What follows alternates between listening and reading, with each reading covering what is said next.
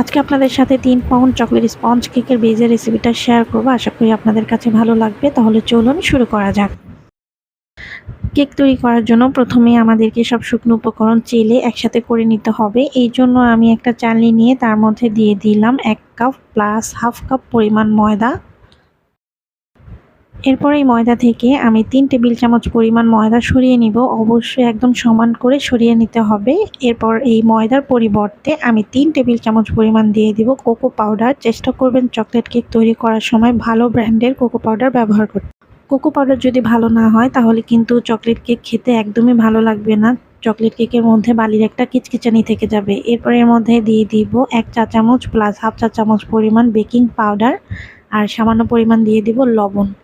এরপর সবকিছু খুব ভালোভাবে একটু চেলে নিব। চেলে খুব সুন্দরভাবে মিশিয়ে এই মিশ্রণটাকে আমি ঢাকনা দিয়ে ঢেকে একটা সাইডে সরিয়ে রাখবো।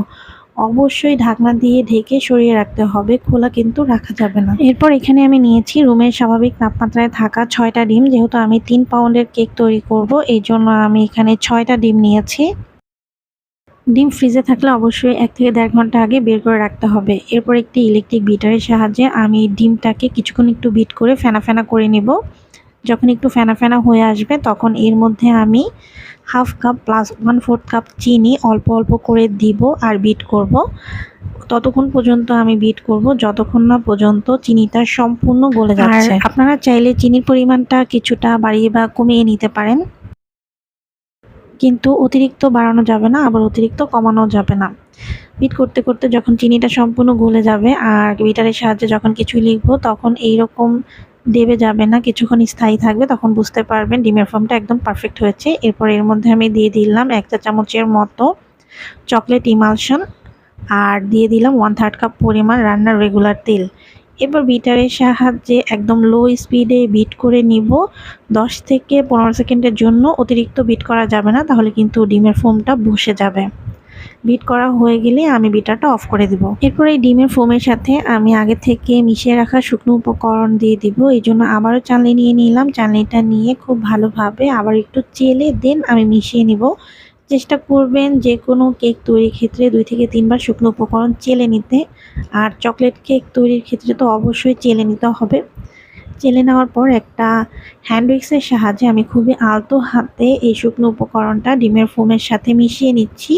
অতিরিক্ত তাড়াহুড়া করা যাবে না, তাহলে কিন্তু ডিমের ফোমটা বসে যাবে। এখন আপনারা হয়তো অনেকেই বলতে পারেন আপনি তো অনেক দ্রুত দেখাচ্ছেন। আমি কিন্তু খুবই আলতো হাতে মিশাচ্ছি। যেহেতু ভিডিওটা আমি একটু ফাস্ট করে দিয়েছি এই জন্য অনেক দ্রুত দেখাচ্ছে, বাট আমি অনেক আলতোভাবে মিশিয়ে নিয়েছি। যখন আমার হ্যান্ড উইক্স দিয়ে মিশিয়ে নেওয়া হয়ে যাবে তখন আমি এক স্প্যাচুলার সাহায্যে আবার একটু মিশিয়ে নিব। এতে করে সাইডে আর তলে যদি কোনো শুকনো উপকরণ লেগে থাকে তাহলে সেটা ব্যাটারের সাথে মিশে যাবে। আমার মিশিয়ে নেওয়া হয়ে গেছে। এখন আমি এই ব্যাটারটাকে মোল্ডে ঢেলে নিচ্ছি।